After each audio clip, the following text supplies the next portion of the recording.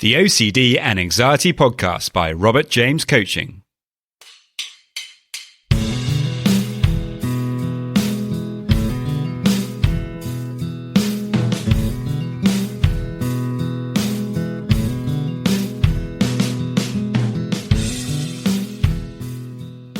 Hello and welcome to the OCD and Anxiety Podcast, where we explore how to have a more positive relationship with anxiety disorders, taking back control so that you can start living the life you choose and not the one chosen by your fears.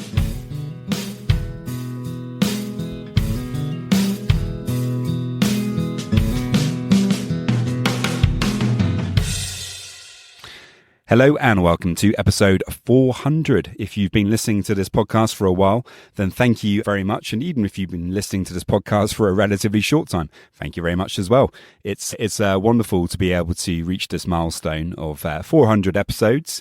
And I very much look forward to getting to 500, which will be amazing. Anyway, guys, on we get with more information and tips about OCD and anxiety. And in today's podcast, I'm going to be talking about, do we always need to be perpetually busy in order to manage OCD? And the answer to that is no, we do not. And I'll be unpacking that because I think this is something that a lot of people, myself included at times in the past, can easily get caught up with when it comes to dealing with OCD. If you would like to get some support, you can actually get a free session with me. To get that, you can head over to my website, robertjamescoaching.com. There you can book in for that free session directly, or you can send me a message and let me know about what you're struggling with. So many thanks. If you would like to support the podcast, it would be great if you could subscribe. Most people who listen to the podcast are not subscribed. So if you could do that, I would really appreciate it. So many thanks, guys. If you have any questions, do please let me know. Off we go.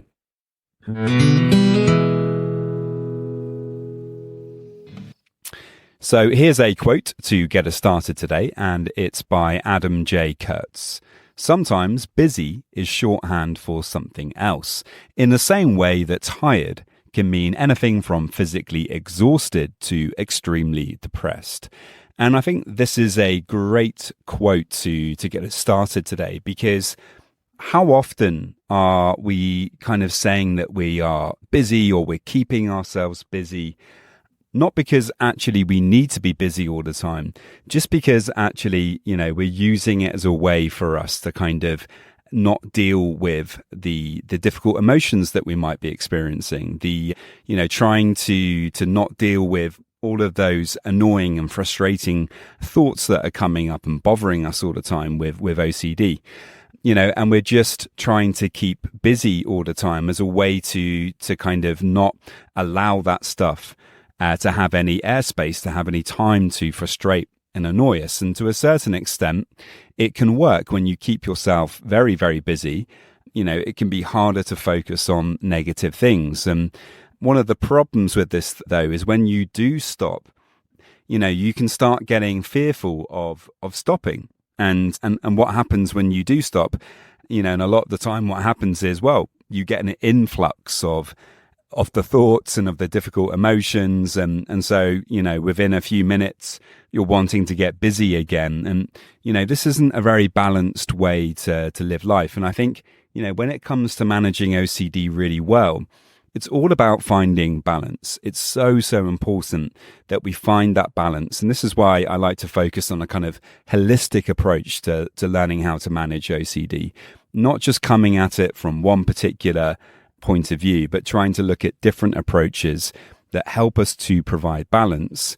And, I think when we have balance, generally speaking, we're going to feel better when we have time for our family, time for our friends, time for our work, time for leisure time and exercise, but all of these things in proportion, we tend to do a lot better. And I think one of the things that can come up with acceptance commitment therapy, for example, that may be a bit confusing for some people, or maybe not confusing, but it's an element of acceptance commitment therapy that isn't exactly clear. And that is that, a big part of it is kind of applying this approach of when you find yourself getting caught up in your thoughts, You're getting caught up in that old problem-solving behavior. You're performing those compulsions. One of the best things that you can do is to try to let go of that, to use a diffusion technique to help you to kind of acknowledge and to come back to the present, to try to accept that you're feeling uncomfortable in that moment, and then to really refocus your attention back onto the present moment and a valued activity, something that's important to you, something that you really want to do. And I wholeheartedly agree with doing that. I know from personal experience, when we do this and we keep on doing this over time, what it really helps us.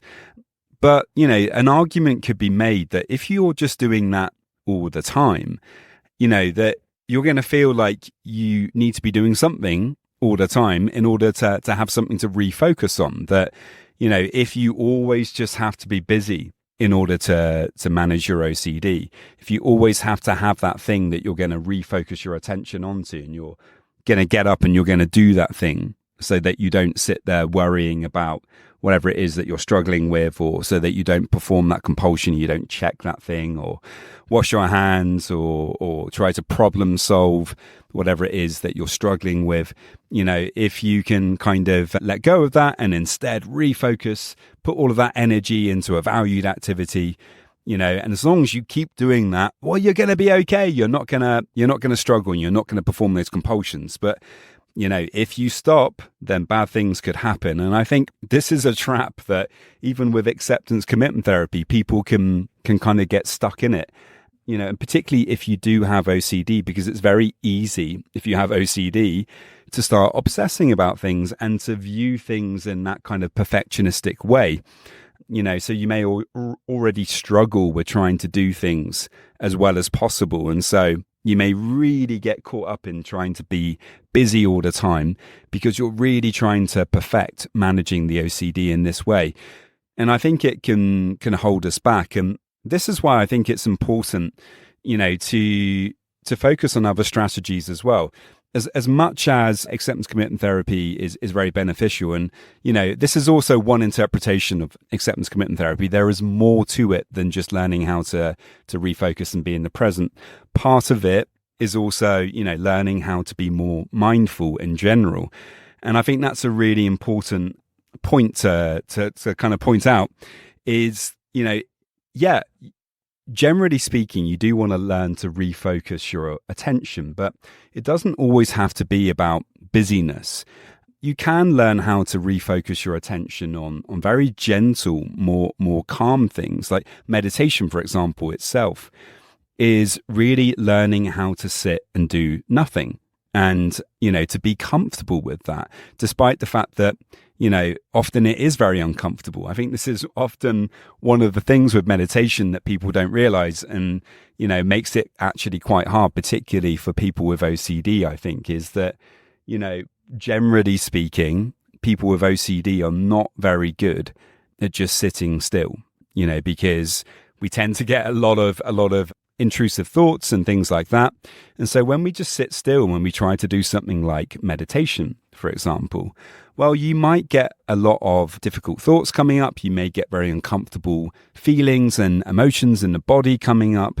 And that can really put people off. And they kind of think, well, I'm not going to sit here doing nothing because, if I do that, then maybe I'll get caught in the rumination trap again, or maybe I'll start going around in circles with my thoughts. And I really don't want to do that. So instead of sitting here meditating, I'm going to go and do something else. And, it might just be that you just need to dedicate 5 minutes or even 2 or 3 minutes a few times a day where you just practice sitting still and paying attention to your breath.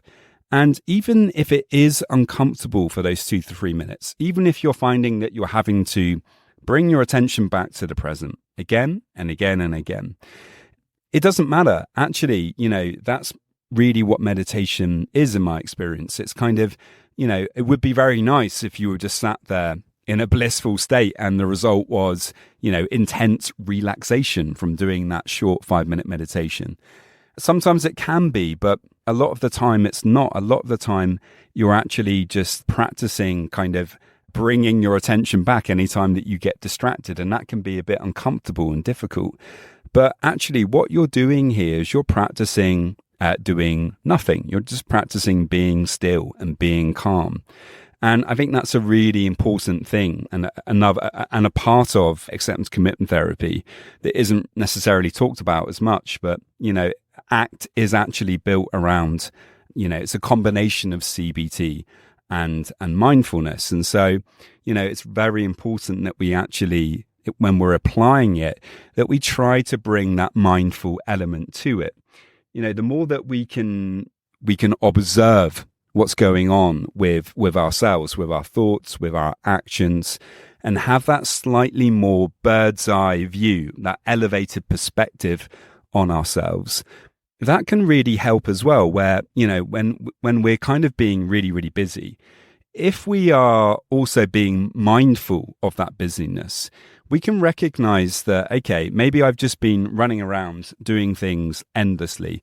Maybe I do need to spend an hour this afternoon just chilling out, not doing much of anything, just kind of sitting down, maybe trying to just watch a TV program, spend some time with family, for example, or friends, but you don't have to be incredibly busy the whole time. Some of the time you can be doing very gentle, quiet kind of activities, reading a book, just relaxing sometimes, and kind of practicing and teaching yourself how to relax. Okay, it might be that whilst you're doing some of these things, you may be more prone to the OCD trap. More of these thoughts might be coming up. But actually, in a way, this is good practice, because it's kind of like an exposure activity. When you are just going to allow yourself to be quiet for half an hour and not do much of anything, you can use that time as an opportunity to learn how to actually be present, despite the fact that there isn't much going on. So, to do that, you can use the body to help anchor you in the present. And this is really important, that we learn how to do this. The more that we can be in our body, generally speaking, the better off we're going to be, because OCD wants you in your head. It wants you stuck. It wants you kind of going around trying to figure out those things. And when we get stuck there, that's when we get problems. And so, another part of acceptance commitment therapy is kind of this idea of anchoring, using the body to learn how to bring yourself into the present moment. And it might be that, if you're just trying to relax, that you've got to focus on the body in the process.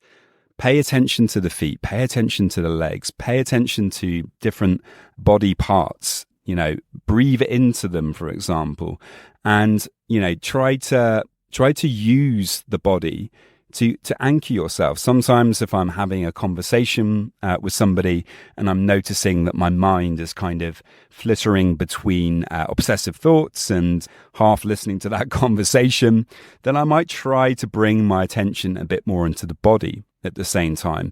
If I'm sat in a chair, I might just notice the weight of my body being supported by the chair, and paying attention to that whilst also listening to the conversation can really help with making sure that you're actually there and that you're actually present at the same time.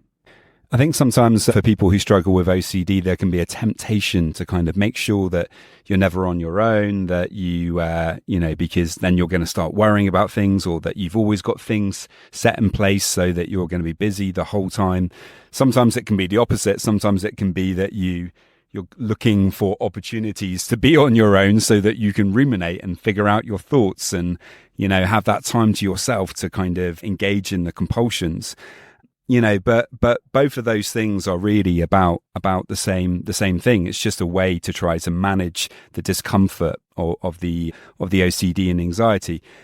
I think, having hobbies. So if you're finding yourself using work all the time as something to distract yourself from the OCD, having hobbies and things, activities that you really enjoy, so that you've got other things to do other than just focus on one element of your life to try to distract yourself all the time.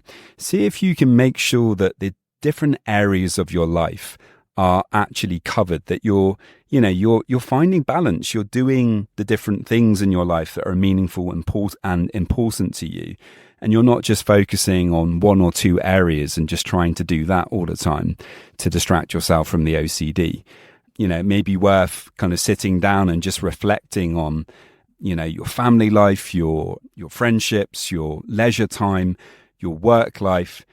Are you finding some balance with all of those things? And when you're not doing activities related to all of those things, in those moments of downtime, can you practice just learning how to be still and to pay attention?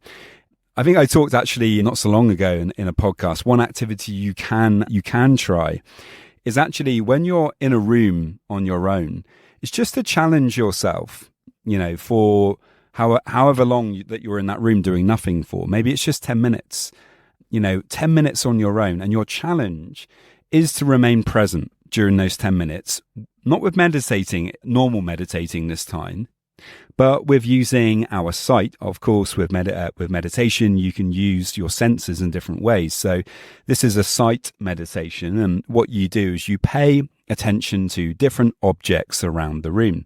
You're looking at the object, you're noticing things about it, you're taking in the color, its shape, and you're just making sure that you're there, that you're present, that you're not getting caught up in any thinking other than paying attention to those different objects.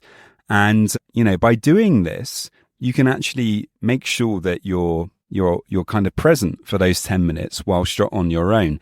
And again, the more that you're able to do this, to just practice being still, being calm whilst on your own and not doing anything for those 10 minutes, I think that can really help in general when it comes to managing OCD. It helps us to find that balance that I was just talking about there. So many thanks, guys. I really hope that you enjoyed that one, episode 400. And yeah, I look forward to the next 100 episodes.